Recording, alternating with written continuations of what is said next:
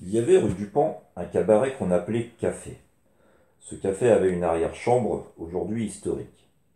C'était là que se rencontraient parfois à peu près secrètement des hommes tellement puissants et tellement surveillés qu'ils hésitaient à se parler en public.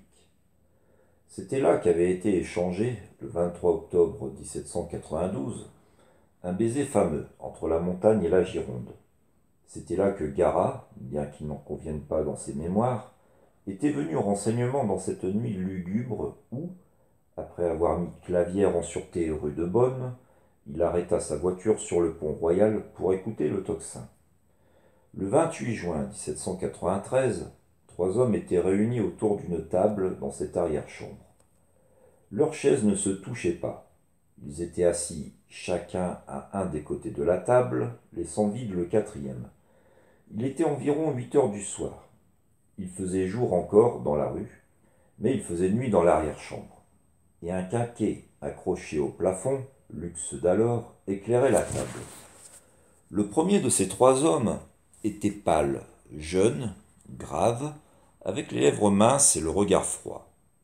Il avait dans la joue un tic nerveux qui devait le gêner pour sourire. Il était poudré, ganté, brossé, boutonné. Son habit bleu clair ne faisait pas un pli. Il avait une culotte de nankin, des bas blancs, une haute cravate, un jabot plissé, des souliers à boucles d'argent. Les deux hommes étaient, l'un une espèce de géant, l'autre une espèce de nain. Le grand, débraillé dans un vaste habit de drap écarlate, le col nu dans une cravate dénouée tomba plus bas que le jabot, la veste ouverte avec des boutons arrachés, était botté de bottes à revers et avait les cheveux tout hérissés. Quoiqu'on y vît un reste de coiffure et d'apprêt, il y avait de la crinière dans sa perruque. Il avait la petite vérole sur la face, une ride de colère entre les sourcils, le pli de la bonté au coin de la bouche, les lèvres épaisses, les dents grandes, un point de portefaix, l'œil éclatant. Le petit était un homme jaune, qui, assis, semblait difforme. Il avait la tête renversée en arrière, les yeux injectés de sang, des plaques livides sur le visage, un mouchoir noué sur ses cheveux gras et plats, pas de front, une bouche énorme et terrible. Il avait un pantalon à pied, des pantoufles, un gilet qui semblait avoir été de satin blanc, et par-dessus ce gilet, une roupe dans les plis de laquelle une ligne dure et droite laissait deviner un poignard. Le premier de ces hommes s'appelait Robespierre, le second Danton, le troisième Marat. Ils étaient seuls dans cette salle. Il y avait devant Danton un verre et une bouteille de vin couverte de poussière, rappelant la chope de bière de Luther. Devant Marat une tasse de café. Devant Robespierre des papiers. Auprès des papiers, on voyait un de ces lourds encriers de plomb, ronds et striés, que se rappellent ceux qui étaient écoliers au commencement de ce siècle. Une plume était jetée à côté de l'écritoire. Sur les papiers était posé un gros cachet de cuivre sur lequel on lisait « Palois Fecit » et qui figurait un petit modèle exact de la Bastille. Une carte de France était étalée au milieu de la table. À la porte et dehors se tenait le chien de garde de Marat, ce Laurent Basse, commissionnaire du numéro 18 de la rue des Cordeliers, qui, le 13 juillet, environ 15 jours après ce 28 juin, devait asséner un coup de chaise sur la tête d'une femme nommée Charlotte Corday, laquelle en ce moment-là était à Caen, songeant vaguement. Laurent Basse était le porteur des preuves de l'ami du peuple. Ce soir-là, amené par son maître au café de la rue du Pan, il avait la consigne de tenir fermée la salle où étaient Marat, Danton et Robespierre, et de n'y laisser pénétrer personne, à moins que ce ne fût quelqu'un du comité de salut public, de la commune ou de l'évêché. Robespierre ne voulait pas fermer la porte à Saint-Just, Danton ne voulait pas la fermer à Pache, Marat ne voulait pas la fermer à Gusman. La conférence durait depuis longtemps déjà. Elle avait pour sujet les papiers étalés sur la table et dont Robespierre avait donné lecture. Les voix commençaient à s'élever. Quelque chose comme de la colère grondait entre ces trois hommes. Du dehors, on entendait par moments des éclats de parole. À cette époque, l'habitude des tribunes publiques semblait avoir créé le droit d'écouter. C'était le temps où l'expéditionnaire Fabricius Paris regardait par le trou de la serrure ce que faisait le comité de salut public. Ce qui, soit dit en passant, ne fut pas inutile, car ce fut Paris qui avertit Danton, la nuit du 30 au 31 mars 1794. Laurent Basse avait appliqué son oreille contre la porte de l'arrière-salle où étaient Danton, Marat et Robespierre. Laurent Basse servait Marat, mais il était de l'évêché. Danton venait de se lever. Il avait vivement reculé sa chaise. « Écoutez, cria-t-il, il n'y a qu'une urgence, la République en danger. Je ne connais qu'une chose, délivrer la France de l'ennemi. Pour cela, tous les moyens sont bons. Tous, tous, tous. Quand j'ai affaire à tous les périls, j'ai recours à toutes les ressources. Et quand je crains tout, je brave tout. Ma pensée est une lionne, pas de demi-mesure, pas de pruderie en révolution. Némésis n'est pas une bégueule. Soyons épouvantables et utiles. Est-ce que l'éléphant regarde où il met sa patte? Écrasons l'ennemi. Robespierre répondit avec douceur. Je veux bien. Et il ajouta, la question est de savoir où est l'ennemi. Il est dehors et je l'ai chassé, dit Danton. Il est dedans et je le surveille, dit Robespierre. Et je le chasserai encore, reprit Danton. On ne chasse pas l'ennemi du dedans. Qu'est-ce donc qu'on fait? On l'extermine. J'y consens, dit à son tour Danton. Et il reprit. Je vous dis qu'il est dehors, Robespierre. Danton, je vous dis qu'il est dedans. Robespierre, il est à la frontière. Danton, il est en Vendée. Calmez-vous, dit une troisième voix. Il est partout, et vous êtes perdus. C'était Marat qui parlait. Robespierre regarda Marat et repartit tranquillement. Trêve aux généralités, je précise, voici des faits. Pédant, grommela Marat. Robespierre posa la main sur les papiers étalés devant lui et continua. Je viens de vous lire les dépêches de prieur de la Marne. Je viens de vous communiquer les renseignements donnés par ce Guélambre. Danton, écoutez, la guerre étrangère n'est rien, la guerre civile est tout. La guerre étrangère, c'est une écorchure qu'on a au coude. La guerre civile, c'est l'ulcère qui vous mange le foie. De tout ce que je viens de vous lire, il résulte ceci. La Vendée, jusqu'à ce jour éparse entre plusieurs chefs, est au moment de se concentrer. Elle va désormais avoir un capitaine unique. Un brigand central, murmura Danton. C'est, poursuivit Robespierre, l'homme débarqué près de Pontorson le 2 juin. Vous avez vu ce qu'il est.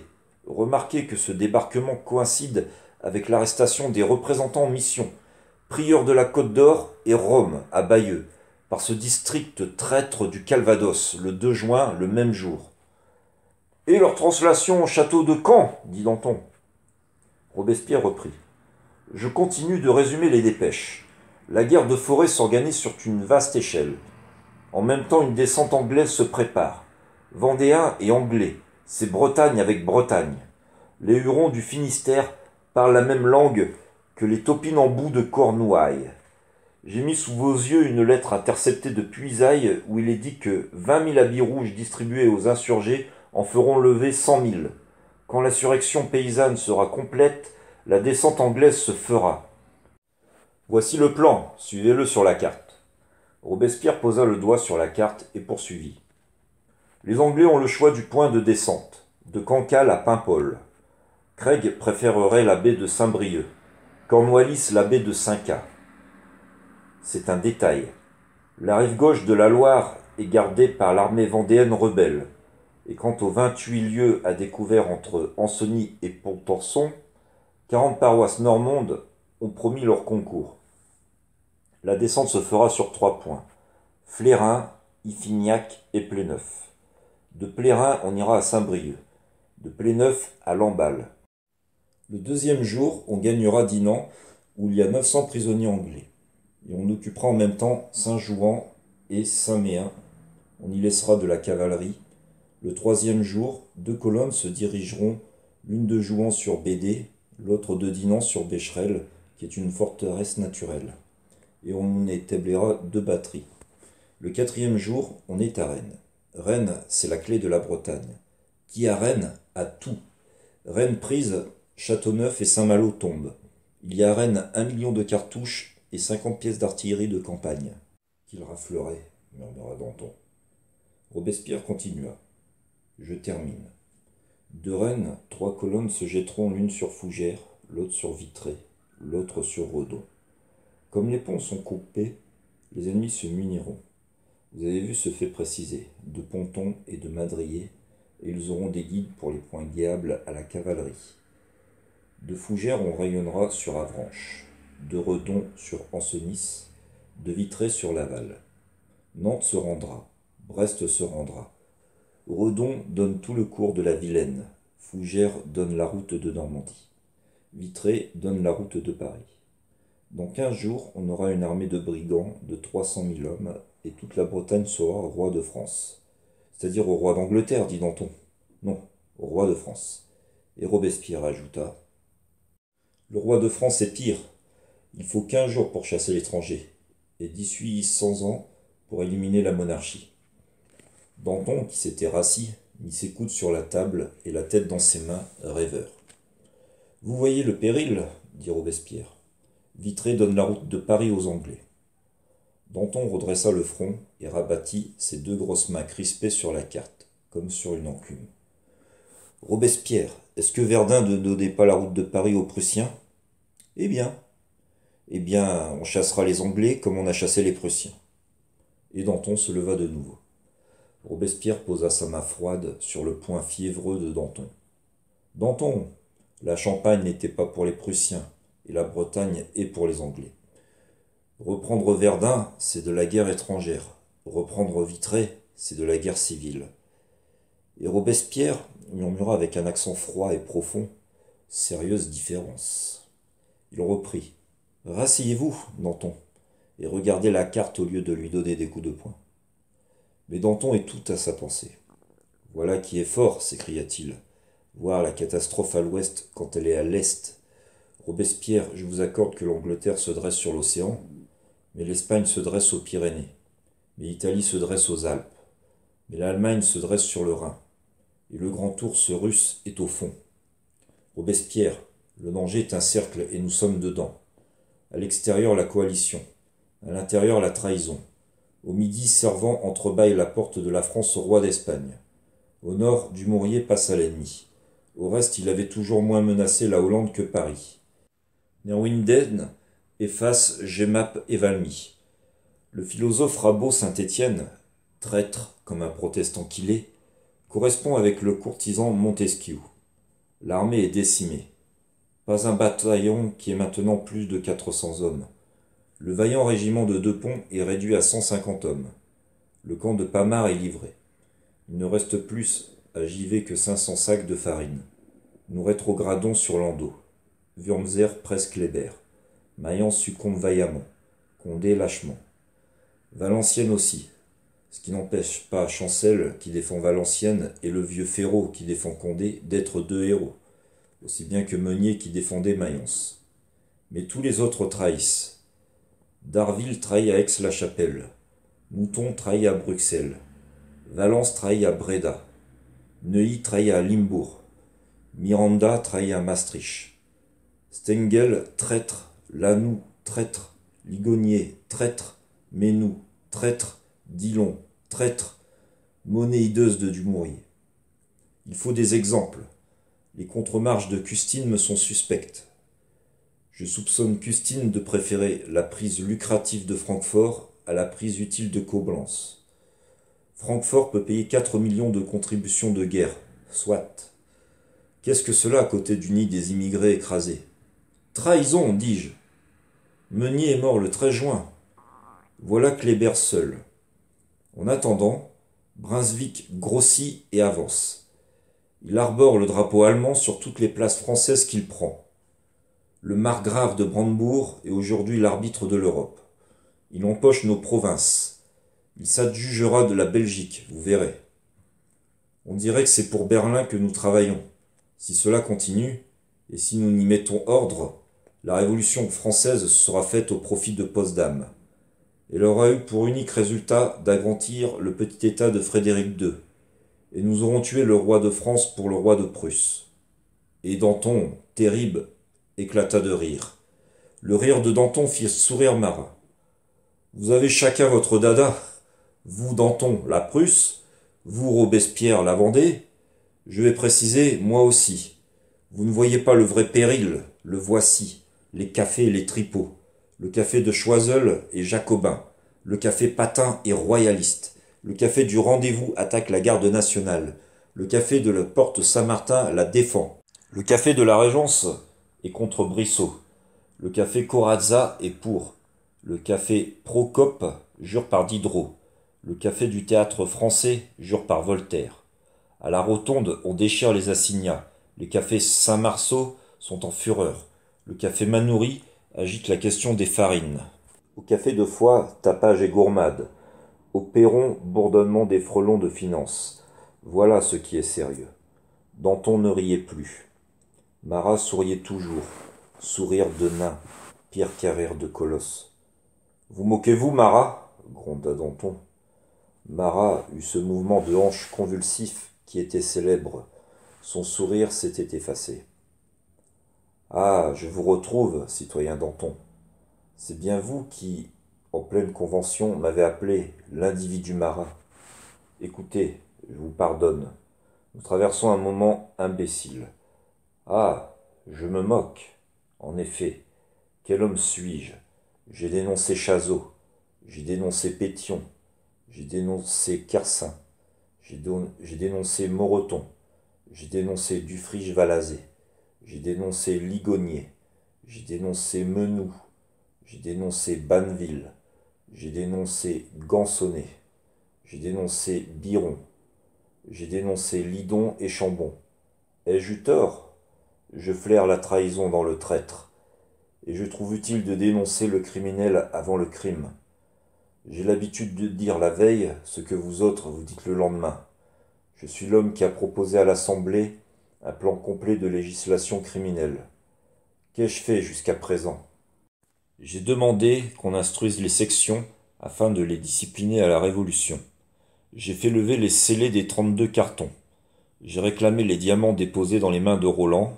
J'ai prouvé que les Brissotins avaient donné au comité de sûreté générale des mandats d'arrêt en blanc. J'ai signé les omissions du rapport de Lindé sur les crimes de Capet. J'ai voté le supplice du tyran dans les 24 heures. J'ai défendu les bataillons Le Mot Conseil et Le Républicain. J'ai empêché la lecture de la lettre de Narmode et de Malouet. J'ai fait une motion pour les soldats blessés. J'ai fait supprimer la commission des 6. J'ai pressenti dans l'affaire de Mons la trahison de Dumouriez. J'ai demandé qu'on prît 100 000 parents d'émigrés comme otages pour les commissaires livrés à l'ennemi. J'ai proposé de déclarer traître tout représentant qui passerait les barrières. J'ai démasqué la faction rolandine dans les troubles de Marseille.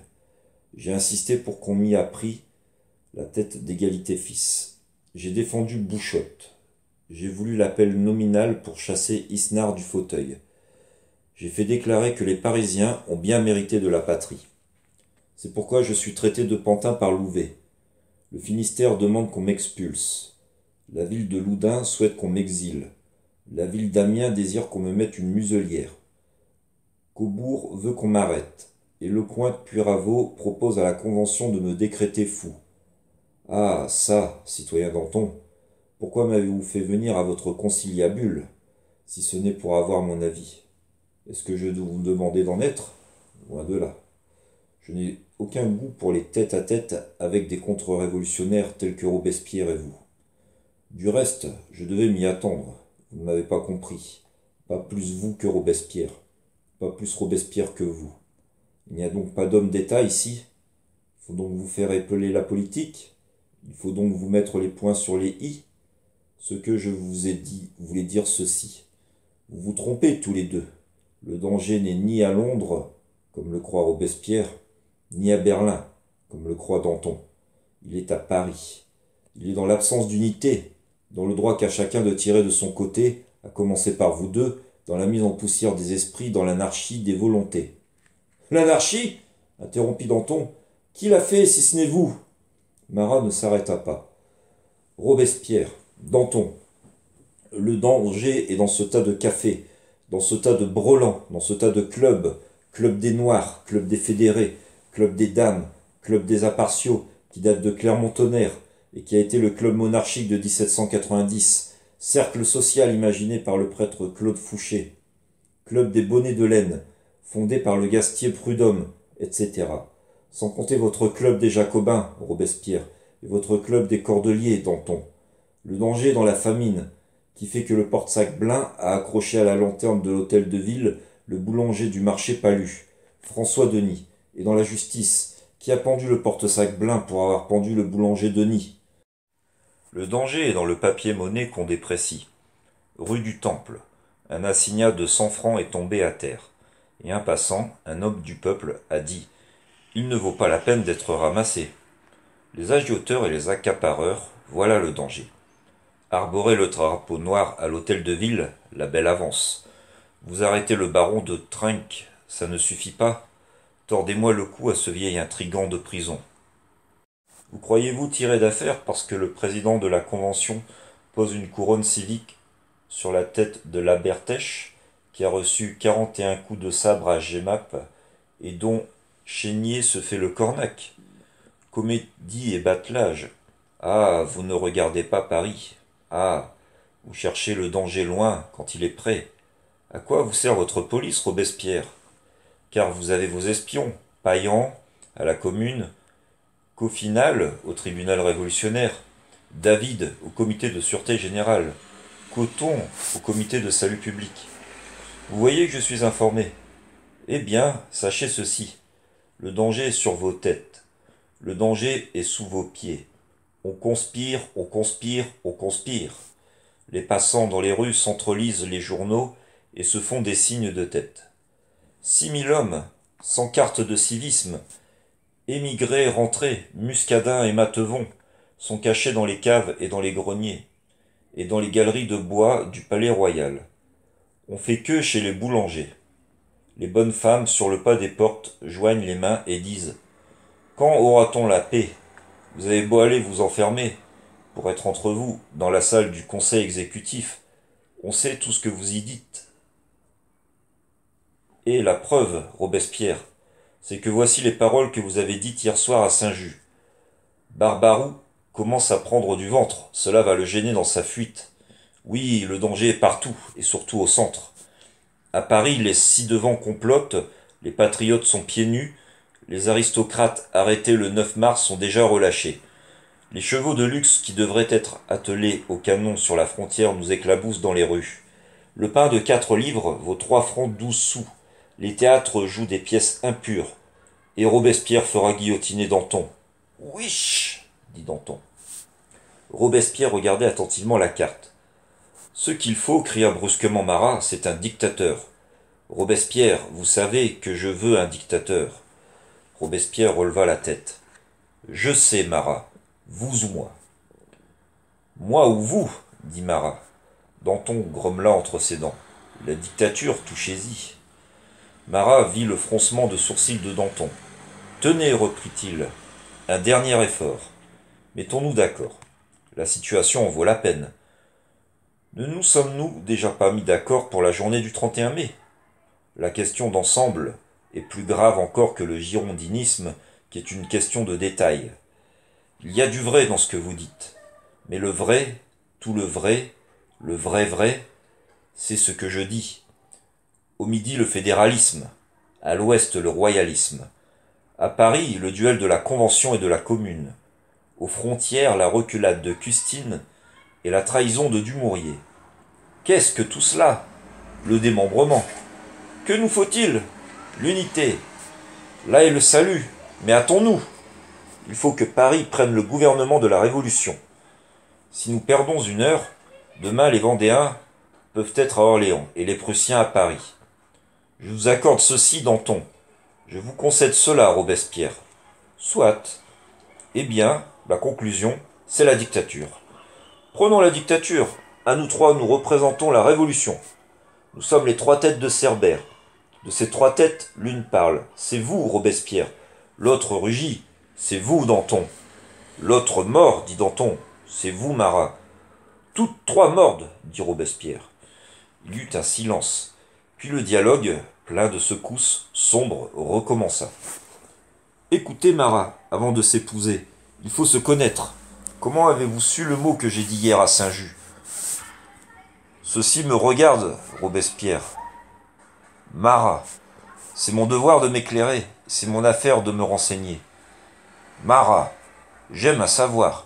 Marat, Robespierre, je sais ce que vous dites à Saint-Just, comme je sais ce que Danton dit à Lacroix, comme je sais ce qui se passe quai des Théatins, à l'hôtel de la Briffe, repère où se rendent les nymphes de l'émigration, comme je sais ce qui se passe dans la maison d'Étile, Prégonesse, qui est à Valmerange, l'ancien administrateur des postes où allaient jadis Maury et Casales, où sont allés depuis Sieyès et Vergniaud, et où maintenant on va une fois par semaine. En prononçant cet on, Marat regarda Danton. Danton s'écria. Si j'avais 2 liards de pouvoir, ce serait terrible, Marat poursuivit. Je sais ce que vous dites, Robespierre, comme je sais ce qui se passait à la tour du Temple quand on engraissait Louis XVI, si bien que, seulement dans le mois de septembre, le loup, la louve et les louveteaux ont mangé 86 paniers de pêche. Pendant ce temps-là, le peuple est affamé. Je sais cela comme je sais que Roland a été caché dans un logis donnant sur une arrière-cour, rue de la Harpe, comme je sais que 600 des piques du 14 juillet avaient été fabriquées par Faure, serrurier du duc d'Orléans, comme je sais ce qu'on fait chez la Saint-Hilaire, maîtresse de Sillery. Les jours de bal, c'est le vieux Sillery qui frotte lui-même avec de la craie. Les parquets du salon jaune de la rue Neuve des Mathurins. Buzot et Kersin y dînaient. Salada y a dîné le 27. Et avec qui, Robespierre? Avec votre ami La Source.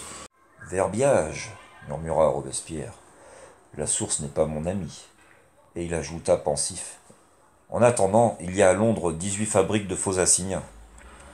Marat continua d'une voix tranquille, mais avec un léger tremblement qui était effrayant. Vous êtes la fonction des importants. Oui, je sais tout, malgré ce que Saint-Just appelle le silence d'État. Marat souligna ce mot par l'accent, regarda Robespierre et poursuivit. Je sais ce qu'on dit à votre table les jours où le bas invite David à venir manger la cuisine faite par sa promise Élisabeth Duplay, votre future belle-sœur. Robespierre. Je suis l'œil énorme du peuple, et du fond de ma cave je regarde.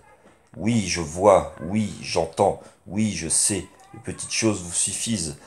Vous vous admirez, Robespierre se fait contempler par sa madame de Chalabre, la fille de ce marquis de Chalabre, qui fit le whist avec Louis XV le soir de l'exécution de Damien. Oui, on porte haut la tête.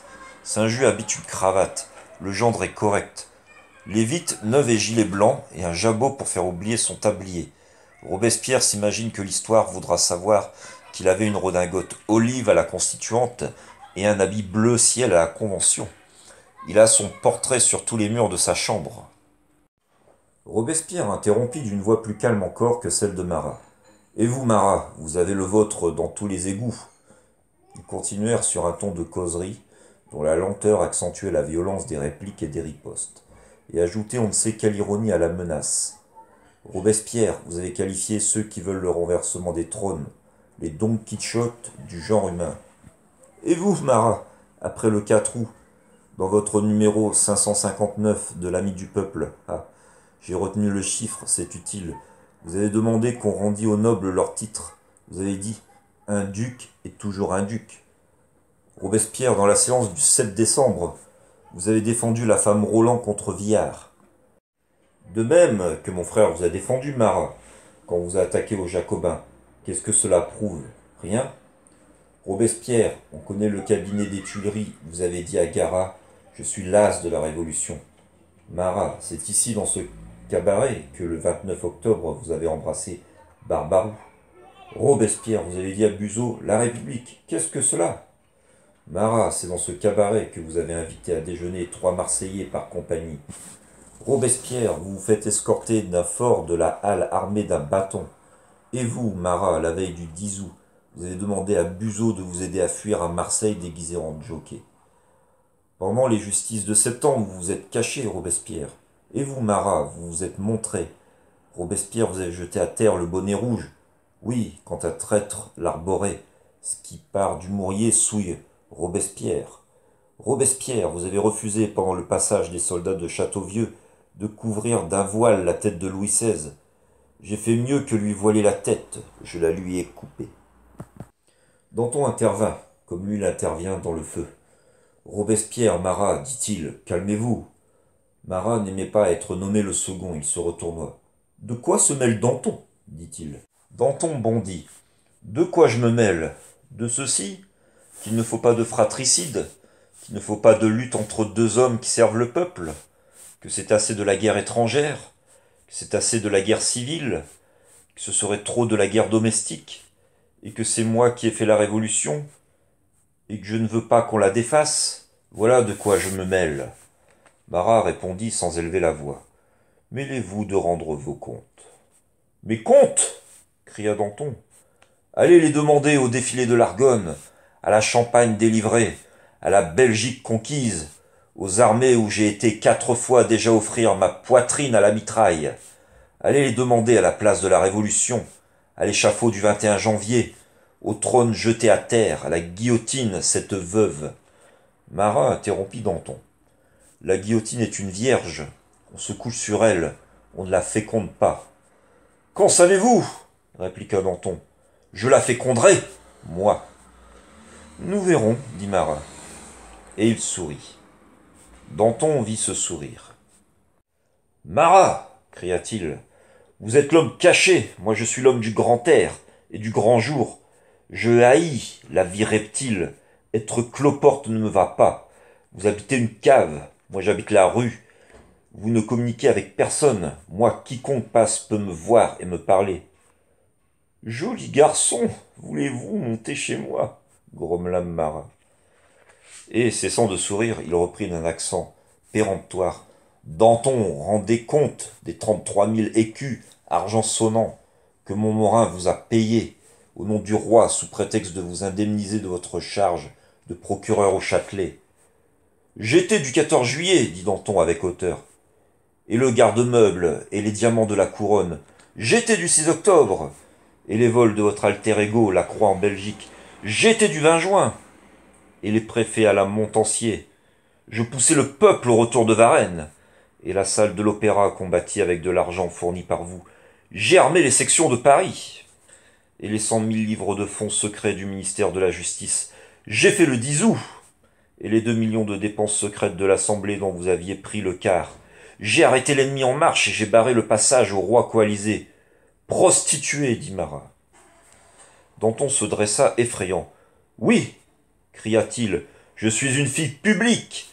J'ai vendu mon ventre, mais j'ai sauvé le monde. Robespierre s'était remis à se ronger les ongles. Il ne pouvait, lui, ni rire ni sourire. Le rire éclair de Danton et le sourire piqûre de Marat lui manquaient.